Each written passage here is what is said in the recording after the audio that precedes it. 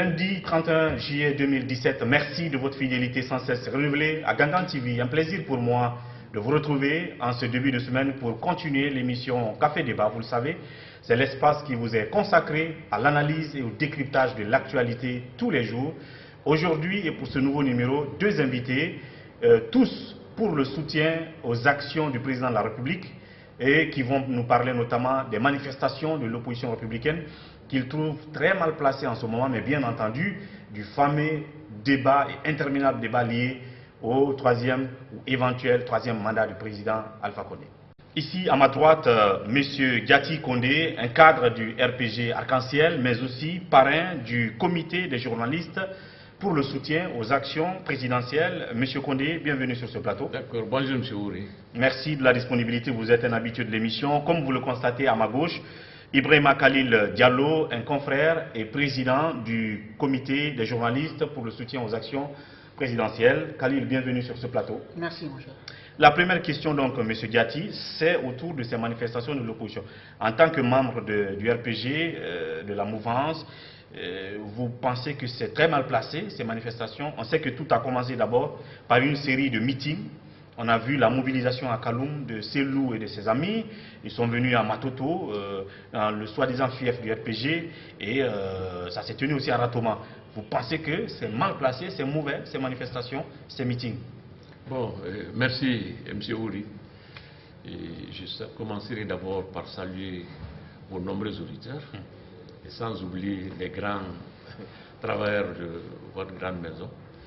Et comme vous le savez, je m'étonne du pourquoi, à chaque hivernage, l'opposition organise des séries de manifestations. Et tout le monde sait que les populations guinéennes sont à 75 à 80% rurales.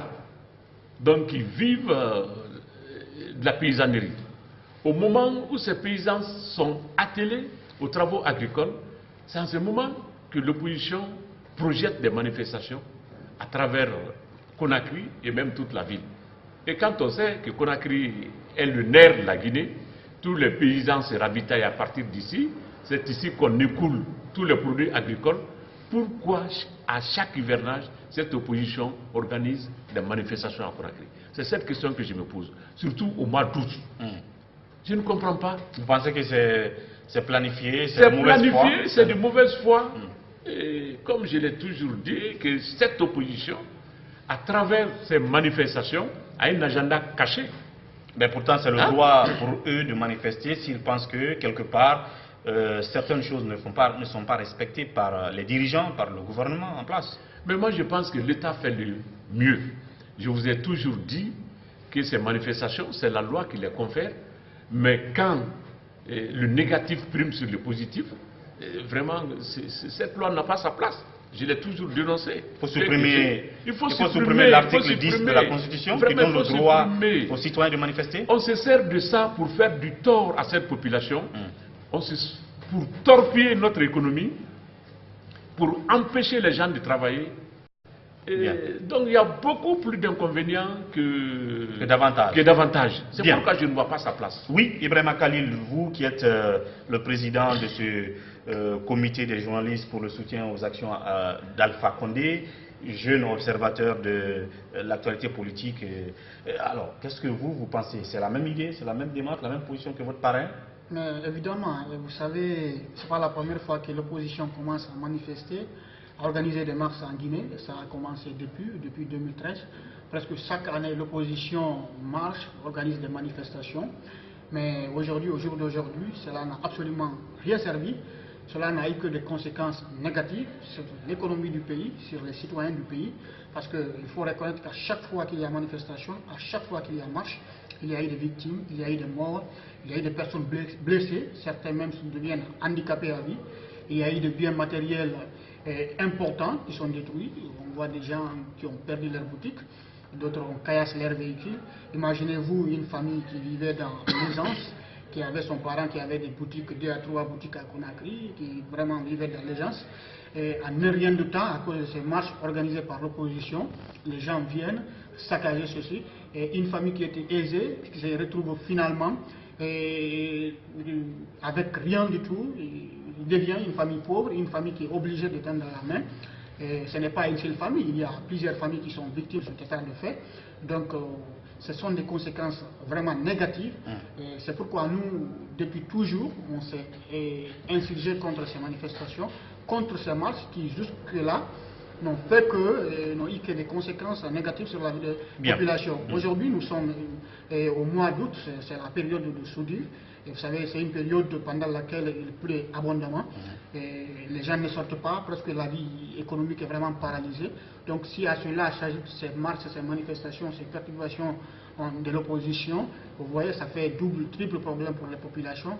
Et je crois qu'on ne fait pas la politique pour des intérêts familiaux ou pour des intérêts personnels. Quand on fait la politique, on doit le faire pour son pays, on doit le faire pour son peuple. Donc je crois que si les opposants sont conscients de cela, ils doivent vraiment renoncer à ce genre de démarche. Bien. C'est bien beau, puisque vous êtes de la mouvance, de dire c'est de mauvaise foi, la période est mal choisie, c'est le mois d'août, c'est la période de soudure. Mais est-ce que vous vous intéressez aussi, en tant que politique, au bien fondé de ces manifestations? C'est-à-dire que l'opposition n'est pas sortie un beau matin pour dire comme c'est le mois d'août, on va manifester. Il y a des faits, il y a des causes. On parle par exemple des engagements qui ont été pris par le président de la République de faire appliquer tout accord politique passé et le dernier à date. Donc, l'opposition s'est dit qu'il n'y a pas de volonté d'appliquer ces accords. Quand on parle par exemple du processus électoral, aucune visibilité sur les élections locales qu'on attend, et la question du point de l'accord, notamment, je vais dire, le code électoral, même si le président a validé entre-temps, ça faisait partie des raisons. Alors, vous avez la question des dédommagements, ainsi de suite. Ajouté à cela, la mauvaise gouvernance, la situation de précarité que vivent les citoyens sur le terrain, vous voyez l'état d'hygiène publique que présente la capitale elle-même au jour d'aujourd'hui, ainsi de suite. Est-ce que vous pensez qu'il n'y avait pas une raison valable pour eux de descendre à la rue? Ce n'est pas que parce que c'est le mois d'août, mais il y a des raisons, il y a des arguments. Oui, vous le pensez. Et je ne partage pas votre point de vue. Leur point de vue. Voilà, d'accord, ok, merci. Merci pour le rectificatif. Donc je ne partage pas leur point de vue. Ils trouvent toujours des alibis pour vraiment nous donner du fil à retordre. Et cette opposition ne tarit pas d'arguments. Et tout juste c'est pour vraiment empêcher le pouvoir de travailler. Tout le monde voit qu'actuellement, le président de la République est en train de travailler, le gouvernement est en train de travailler, les investissements vraiment se font à grande échelle en Guinée. On n'est pas en train de faire le bilan économique. On n'est pas en train de faire le bilan. On est en train de parler du processus du cycle électoral dans notre pays et de l'accord qu'il y a eu entre les acteurs politiques. L'opposition fait allusion à tout cela dans leurs différents meetings. Bien entendu. Ils disent que rien n'est fait, la mauvaise gouvernance. Et de passage, je dirais, cette opposition qui parle de mauvaise gouvernance n'a pas de leçon à donner à ce gouvernement. Pourquoi? Nous, on était là. J'ai vécu au temps du premier gouvernement, président Messier Touré, et j'étais étudiant, toujours dans les mouvements politiques. Et j'ai commencé mon stage au temps du premier régime. J'ai travaillé sous le régime du général Lansana Conté. Et Dieu merci, sous ce régime, j'ai travaillé. Donc je suis bien placé pour faire la comparaison. Si je rentre dans l'état de la gouvernance de cette opposition, mais vous allez prendre votre tête. Bien. C'est le même discours qu'Alpha Condé. Ils ont non, c'est pas le même discours. Non, c'est pas ça. Monsieur m'en parler, je sais. Oui, on va pas revenir toujours sur ça. Non, on ne revient pas là-dessus, mais de passage, je leur dirais qu'ils sont en train de parler de ce que vous avez fait en 7 ans. Ceux dont nous souffrons, ils sont la cause principale. Ah bon? C'est ça que le président est en train de corriger. Mais c'est comme les Africains qui disent que notre retard est toujours dû à la colonisation. Il y a 100 ans après. Non, c'est différent. Vous n'allez pas continuer à dire. Vous n'allez pas dire qu'il y a 100 ans après qu'eux, ils ont gouverné. Il n'y a pas 100 ans, c'est tout récent. Oui. Nous ressentons toujours il y a au moins vraiment 10 cette ans, mauvaise il y a au moins gouvernance. 10 ans qu'ils ont quitté le pouvoir. Oui, Alpha Condé est là depuis 7 ans. J'ai à vous dire que pour faire le bilan de 2017, il faut se référer au bilan de 2016. Donc, vous voyez, les finances, l'économie est élastique. Bien. Donc, les tares qu'ils nous ont laissés, c'est ça que le président est en train de corriger. Non, si vous imaginez que la Guinée n'avait pas de barrage, on n'avait pas de route, il n'y avait rien. Alors que le président Lansana Conté a mis assez de moyens à leur disposition pour faire ses travaux. Revenons au régime Alpha Condé et ce qui se passe sous son régime. Oui. Alors, j'ai parlé des raisons qui ont amené l'opposition à faire ces meetings de Kaloum, de Matoto et de Ratoma. Ils pensent qu'ils vont encore sortir le 2 août et vous dites que ce n'est pas bon. Mais ils ont des raisons à eux. Pour vous, c'est des raisons qui ne sont pas fondées. Quand ils disent par exemple qu'il n'y a pas de volonté de tenir ces élections locales en cette année 2017, d'autant plus que le président ne s'active pas dans ce sens-là, les institutions n'en font pas mieux non plus. Les autres aspects de l'accord 12 octobre aussi ne sont pas assez vite appliqués. Vous pensez que c'est des arguments qui ne tiennent pas la route pour manifester? Ces arguments ne tiennent pas la route. Pourquoi? Quand vous prenez ces accords, plusieurs d'entre eux sont réalisés. C'est par étapes. Ce n'est pas la force qui va arracher ces accords. C'est le dialogue qui les a permis d'avoir ce qu'ils ont eu. Et c'est grâce et seulement à ces dialogues qu'ils auront ce qu'ils n'ont pas eu. Bien. Mais ce n'est pas la force de la rue. Qui disait tout à l'heure. Alors, Ibrahima Kaloum qui disait tout à l'heure que qu'est-ce que ces manifs ont apporté comme effet? Moi je dis, le président vient, et c'est là où on parle finalement de cette affaire de code électoral, le président vient de promulguer le code électoral à travers un décret.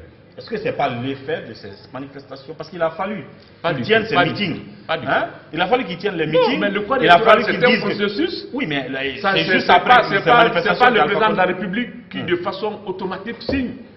C'est un processus, il faut que ça passe par l'Assemblée, ça fait un circuit. Après, maintenant, la dernière étape, c'est le président de la République qui a promulgué, mais ce n'est pas une pression qu'il a permis de promulguer. Mais c'est après les meetings, c'est après la série de meetings qu'il a promulgué. Les meetings ne peuvent pas effrayer le président Alpha Condé, les marches non plus. Pourquoi donc c'est un homme aguerri. L'opposition ne peut l'effrayer en aucun point.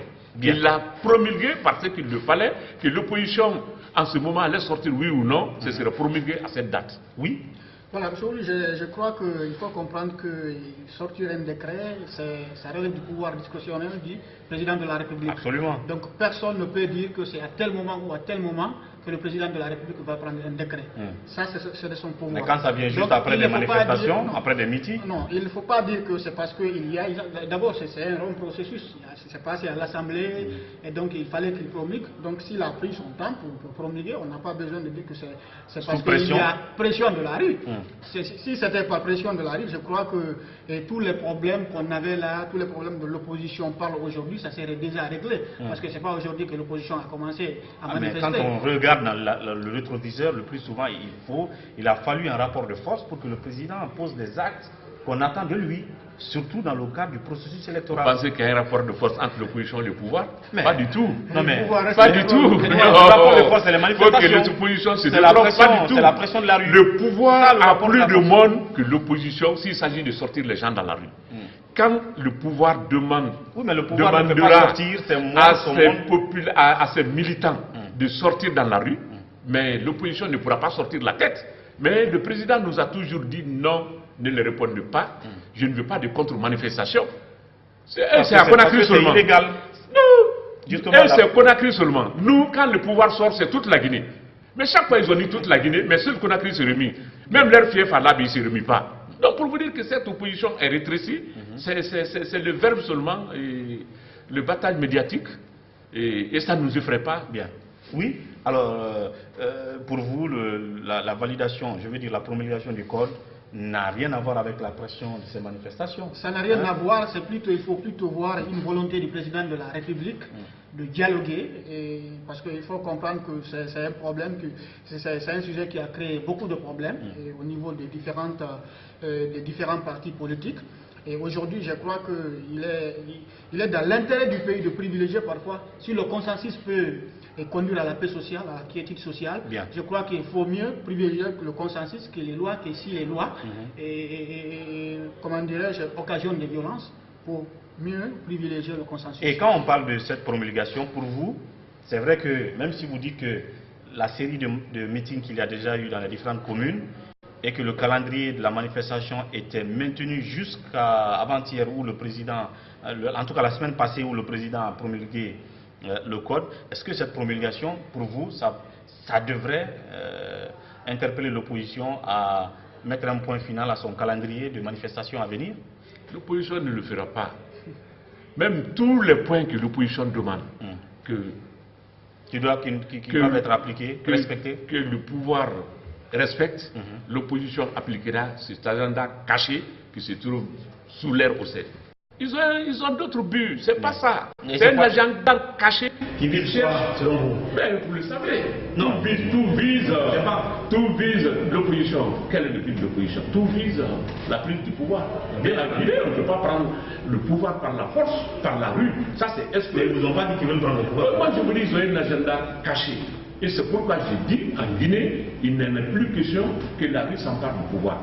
Bien. Dire qu'on va jeter les gens dans la rue, c'est ça. Non, non, non. Qu'on enlève ça. Seuls les urnes peuvent donner du pouvoir à un leaderiste. Bien. Et justement, en parlant de mouvements de rue, allons au-delà de ces manifestations de l'opposition, la multiplication des mécontentements dans le pays aujourd'hui. Des gens qui traditionnellement expriment leurs idées, leurs opinions sur la société, sur la gouvernance, dans les studios à travers les musiques, qui commencent aussi à descendre dans la rue. Là, on ne parle pas que de manifestations de l'opposition, mais des artistes qui se mêlent à la danse. On a le cas Eli Kamano, avec son mouvement Le Peuple en a marre. Le peuple n'en veut plus, qui était dans la rue la dernière fois, même s'il a été arrêté, même si on dit qu'il n'a pas su mobiliser du monde. Vous avez Takana Zion avec son mouvement On Raye 2020. Vous allez parler de ces autres manifestations aussi tout à l'heure, mais juste dans la deuxième partie de cette émission, on se retrouve brièvement pour conclure notre débat.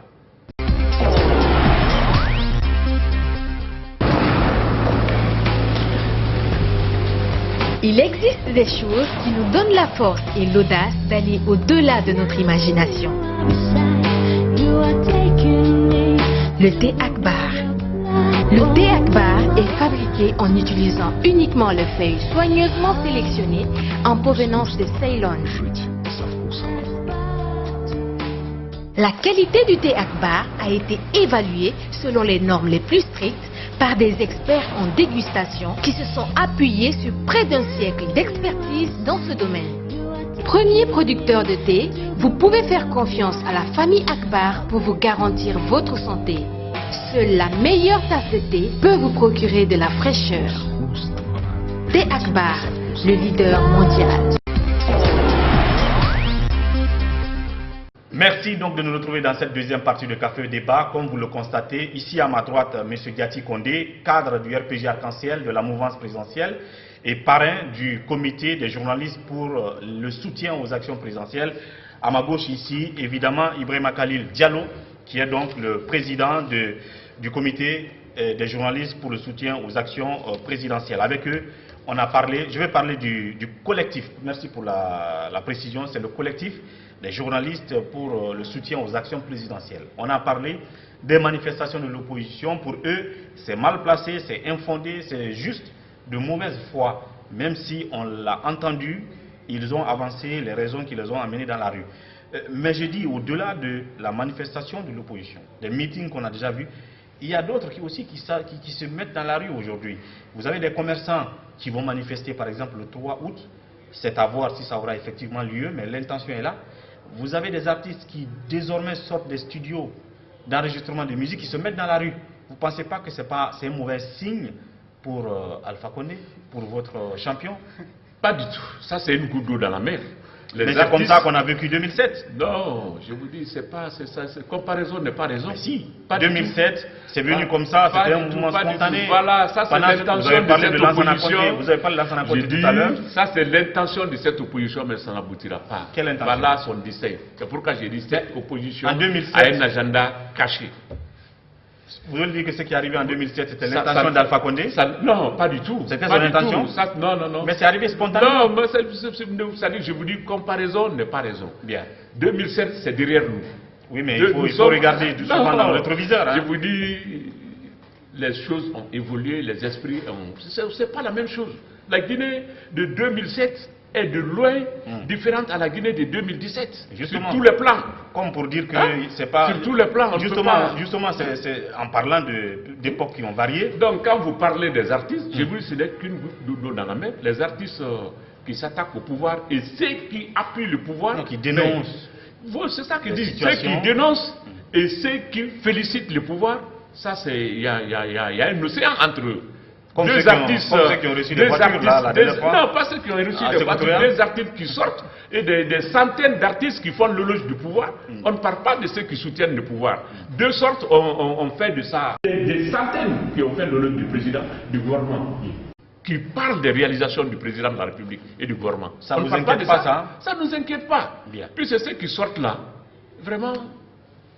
Ils ne sont pas non plus, ils ne sont pas militants ni de l'UFDG ni de l'UFC, hein. Ce sont des artistes. Est-ce que ça vous inquiète pas? Vous le pensez? Qu'il y a un mouvement social qui arrive. Vous le pensez qu'ils n'ont pas d'obédience politique? Vous pensez que ce sont des militants de l'opposition? C'est clair. Bien. Oui. C'est très clair. Oui, la multiplication des manifestations, est-ce que c'est bon pour le monsieur que vous soutenez? Donc vous soutenez les actions, je vais parler d'Alpha Condé. Est-ce que c'est bon signe pour lui? Bon, écoutez, c'est là cette question, je crois qu'il faut comprendre que vous parlez de Eli Kamano, vous parlez de Takana Zayon, comme l'a dit mon parrain. Ils sont à la tête de deux mouvements. Il n'y a pas que les deux artistes là, il y a d'autres artistes. Récemment même, je crois, on a assisté à un mouvement de beaucoup d'artistes au siège du RPG qui sont venus soutenir les actions du président. Donc là, on n'en parle pas, mais parce que Eli Kamano et Takana Zayon sont sortis, il faut qu'on en parle. Vous savez, quelle que soit la haine que tu as pour quelqu'un, il faut reconnaître quand même ses mérites. Le président de la République, depuis qu'il est venu, il a fait beaucoup de choses, mais généralement on ne parle pas de ses bienfaits, on ne parle que de ce qui n'est pas bien fait. Et je crois que quand vous avez un leader qui veut vous aider, qui veut vous appuyer, il faut l'encourager. Parce que de toute façon, le président Condé ne peut pas construire un hôpital pour dire qu'il va aller se soigner là-bas. Il ne va pas construire une route pour dire qu'il faut qu'il passe là-bas. Il ne va pas construire une école pour dire forcément que lui, il va étudier là-bas. Tout ce qu'il fait aujourd'hui, c'est pour les jeunes de Guinée, c'est pour les femmes de Guinée. Donc il faut encourager ce qu'il est en train de faire. Il y a un fait, c'est que ce ne sont pas que des politiciens qui manifestent dans les rues aujourd'hui. C'est ça la nouveauté. Et c'est là où je vous interpelle. C'est-à-dire qu'on est en train de parler des politiciens qui manifestent. Vous avez dit chaque mois d'août il faut qu'ils manifestent. Mais maintenant, vous avez cité, vous avez dénombré deux. Et nous, on ne peut pas dénombrer le nombre d'artistes qui soutiennent le président de la République. Donc il faut que tous les artistes guinéens sortent dans la rue pour que vous sachiez que ça n'a pas. Tous les jours que Dieu fait, les artistes prennent d'assaut le siège du RPG pour venir féliciter le président, féliciter le gouvernement pour ses bienfaits, pour ses réalisations. Moi, on ne parle pas de ça. Quand deux sortent, ne parlez pas des ça c'est une chanteuse. Non, vous avez parlé d'Eli Kamano et de Takana. Oui. Alors qu'il y a des artistes plus connus, plus valorisés que ceux-ci, qui font l'éloge. Mais eux, c'est des artistes qui ne font pas long feu sur le plan national. Parce qu'ils ont dénoncé. Ils ne s'arrêtent qu'en Guinée, pas parce qu'ils ont dénoncé. Leur rôle même d'artiste. Parce qu'ils ont dénoncé vos leur actions. Leur rôle même d'artiste. Mais cette dénonciation, elle est négative. Bien. On va passer à tout autre sujet. Et justement, en parlant des manifestations, non seulement le meeting de Kaloum, le meeting de Matoto, on a écouté Cellou Dalein aussi évoquer cette affaire de troisième mandat, mais aussi les artistes qui sont sortis là ont un peu laissé entendre cela en sourdine, que ce soit le mouvement Le peuple n'avait plus de Eli et on gagne 2020, d'ailleurs en parlant de 2020. Donc tout le monde voit clairement cette ambition chez votre leader d'aller à ce troisième mandat. Il est en train de placer les pions, ça se sent dans les attitudes, ça se sent dans le discours. Il est devenu subitement panafricain ou panafricaniste. L'Afrique ne veut plus qu'on s'injure dans nos problèmes. L'Afrique gère son problème à eux. On va faire la démocratie à notre manière. Est-ce que vous voulez coûte que coûte ce fameux troisième mandat? Bon, le président Alpha Condé a toujours eu un discours panafricaniste. C'est un panafricain. Il a été président, vous le savez, des étudiants d'Afrique noire francophones. Depuis qu'il était en France, jeune étudiant sur les bancs. Donc ce n'est pas cette année qu'il a été panafricaniste. Il a toujours été panafricaniste et il le restera. Donc s'il tient ce discours, c'est un discours de vérité. Ceux à qui il s'adresse même approuvent, reconnaissent cette vérité. Et les Africains même l'encouragent dans ce sens.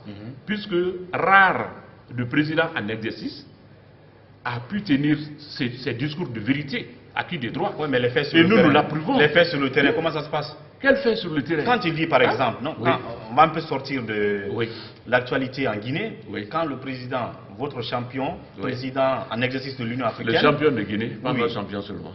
Bien entendu, le champion du RPG. Quand il dit la Guinée, je vais dire l'Afrique va gérer les problèmes africains, à commencer par le problème libyen.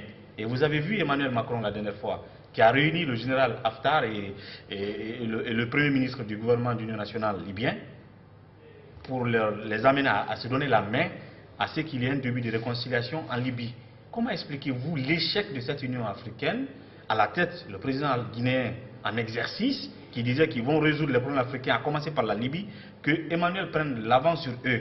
Vous avez vu sur la chaîne internationale cette rencontre entre les deux belligérants en Libye. Comment ça s'explique? Non, il n'y a aucune différence.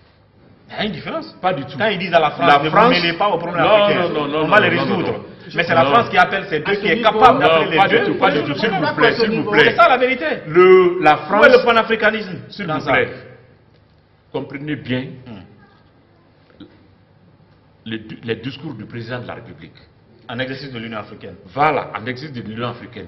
Quand il dit que l'Afrique va s'occuper des problèmes africains, cela signifie que l'Afrique doit prendre en main sa destinée, son destin. Et il a dit à commencer par le conflit libyen.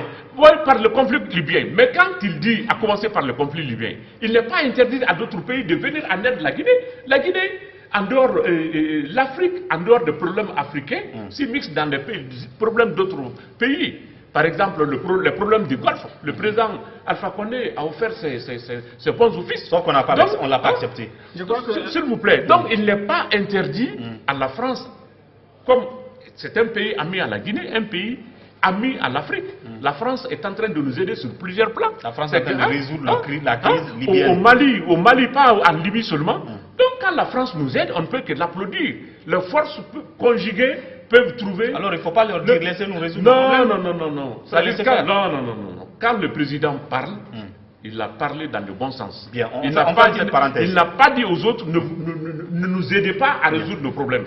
L'Afrique seule ne peut pas résoudre ses problèmes. Le président le sait. Il a tendu la main à tous les pays du monde pour nous aider à régler nos problèmes. Donc, personne n'est exclu, mais dans le respect de nos valeurs. C'était une parenthèse. On revient au troisième mandat. Oui, rapidement là-dessus. Bon, je crois que c'est très prématuré de parler de troisième mandat. Il y a des problèmes qui devraient plutôt préoccuper les Guinéens. Il y a des problèmes qui devraient préoccuper l'opposition. Mais quand l'opposition continue à vous parler de troisième mandat, ça veut dire qu'elle n'est pas soucieuse des problèmes de la Guinée. Sinon, nous sommes loin de 2020. Un des problèmes de la Guinée, c'est de vouloir avoir un troisième mandat. Au lieu de parler de troisième mandat, c'est un problème pour la Guinée. Pourquoi ne pas faire des propositions de développement au président de la République? Pourquoi ne pas faire des propositions de développement au gouvernement? Ils parlent de troisième mandat, ça veut dire que tout ce qui les intéresse, c'est d'arriver au pouvoir. Ce n'est pas de résoudre les problèmes guinéens. Mais c'est ce qui a toujours intéressé Alpha Condé, arriver au pouvoir. Il l'a dit au siège la dernière fois, quand il était opposant, il n'a jamais conjugué avec Lassana Conté. Tout ce qui l'intéressait, c'était de venir au pouvoir. Comment voulez-vous? Il n'a pas posé obstacle au développement socio-économique de la Guinée, comme le fait cette opposition. L'opposition a déclaré de vive voix dans les médias qu'elle empêchera le président Alpha Condé de travailler. Le président Alpha Condé n'a jamais empêché le général Conté de travailler. Il n'a jamais posé un obstacle au développement socio-économique de notre pays. Et cette opposition ne fait que poser des obstacles au développement socio-économique de ce pays. Donc, troisième mandat, vous pensez que c'est un faux débat, Alpha ne fera pas ça, c'est pas son avis? Troisième mandat, c'est un faux débat. Qu'est-ce que l'opposition déclare? Et vous ne soutiendrez pas? Qu'il faut que le président Alpha Condé se prononce s'il est candidat oui ou pas. Lisez notre constitution où c'est écrit que le président, au cours de son mandat, doit se prononcer s'il doit faire un autre mandat oui ou non. C'est où c'est écrit? C'est une question de bonne foi. Non, c'est pas une bonne foi. L'opposition ne parle que de loi. Donc on doit respecter la loi. Nulle part il n'est écrit dans la Constitution que le président, au cours de son mandat, doit se prononcer s'il doit briguer un autre mandat oui ou non. Mais c'est quand même vrai, que les signes sont là. Pour lui pour qu'il parle de ça. C'est quand même vrai que les signes sont là. Le président a d'autres obligations que de s'occuper de ça. Attendons que 2020 arrive. Maintenant, on va parler de 2020. Mais avant 2020, on a d'autres priorités. Ceux qui sont prononcés avant même la fin de leur mandat, aujourd'hui, il y a des troubles dans leur pays. Le président est un visionnaire. Prenez le cas de la Côte d'Ivoire. Il n'y a rien en Côte d'Ivoire. Mais, non. Alassane est en train de travailler tout simplement. Il est en train de travailler, mais il y a trop d'épines sous ses pieds. On le jette trop de banane. Dès qu'il a dit je ne suis pas candidat, tous les appétits se sont manifestés. Est-ce qu'il y a une guerre au Niger? Il a dit la même chose. Il n'y a pas de guerre au Bénin, au Togo, il a dit la même chose. Mais au Bénin, c'est la même chose. Ça réveille beaucoup d'appétit. Les gens maintenant ne s'attellent plus au développement socio-économique du pays, mais c'est la course maintenant au fauteuil. Partout, on pose des pions pour comment je peux remplacer le président. Sinon, vous n'avez aucune envie de troisième mandat.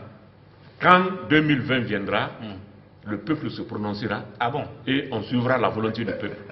Mais pour le moment, le peuple n'a pas à se prononcer là-dessus. Mais c'est le peuple qui l'a L'intention du peuple dans nos textes disent que c'est 2 mandats, c'est tout. Attendez, vous n'avez pas à dire qu'ils vont se prononcer. Mais il n'a pas fini ça, mais dire que oui ou non je suis candidat. Alors pourquoi inviter un certain groupe Alors l'opposition exige à ce qu'il prononce. Où c'est écrit que le président doit se prononcer, dire que oui ou non je suis candidat. Alors pourquoi inviter un certain groupe qui dit venu du Fouta la dernière fois et qui ont dit au siège du RPG, quand un président vient au pouvoir, c'est à vie. Pourquoi? Vous avez écouté ce vieux-là au siège du RPG. En 30 secondes, la réponse. La liberté d'expression est consacrée pour tous les citoyens guinéens. Le vieux n'a donné que sa volonté. Vous, en tant que journaliste, vous pouvez dire je suis pour un 3e mandat, je suis contre pour un 3e mandat. Bien. Je peux donner mon opinion. Donc chacun est libre de donner son opinion. Ça n'est pas condamné. Non, ça n'est pas condamné par la loi. Mais je suis libre, Khalil est libre, vous êtes libre, votre caméraman est libre. Bien. C'est la liberté d'opinion. Bien. Il n'a fait que donner son avis.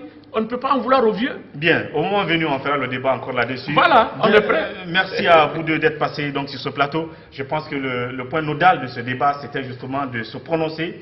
Je parle de nos invités contre cette série de manifestations que l'opposition entend faire. Et vous avez écouté M. Gadi Kondé qui dit que c'est un agenda caché de l'opposition, car pour lui, même la promulgation de ce code par le président n'arrêtera pas cette opposition, puisque c'est un plan machiavélique travaillé et préparé par cette opposition. Absolument. Donc on verra tout ça dans les jours à venir. Est-ce que l'opposition, malgré la promulgation du code électoral, mettra fin à ces manifestations en vue ou continuera à y aller? Et c'est sur ce mot qu'on vous dit merci d'être passé dans cette émission. Merci beaucoup. Merci, M. Ouri. À très bientôt. Merci beaucoup. À vous, merci de votre attention et de votre fidélité. On se retrouve demain pour un autre numéro de Café Débat. D'ici là, prenez bien soin de vous et au revoir.